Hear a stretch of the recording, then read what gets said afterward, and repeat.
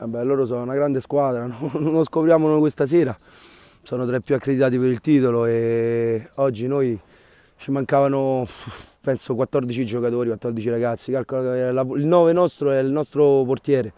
quindi i ragazzi non posso niente, veramente oggi non posso niente recriminare, anzi voglio fare un plauso ai miei ragazzi perché hanno fatto una partita tutto cuore, gente adattata ai ruoli, quindi non posso dire assolutamente niente a loro. Ci abbiamo provato fino alla fine, certo l'espulsione loro ci ha agevolato perché sul 3-0 comunque ci abbiamo creduto un po' di più, loro si sono innervositi, però da grande squadra poi alla fine ne sono usciti bene, insomma hanno sofferto poco. Poi hanno il portiere che è un mostro, comunque noi due occasioni l'avevamo create e lui spesso fa la differenza, anche stasera l'ha fatta.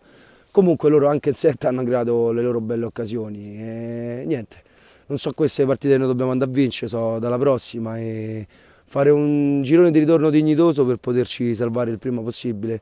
Con questo spirito e i giocatori giusti credo che ce la faremo. Cioè, stasera se uno veniva qui al campo e vedeva noi contro di loro credo che tutti avrebbero creduto in una disfatta nostra, in una stravittoria loro. Questa stasera anche la nostra partita dimostra che nessuna partita è facile, per noi comunque non è nessuno da inizio campionato e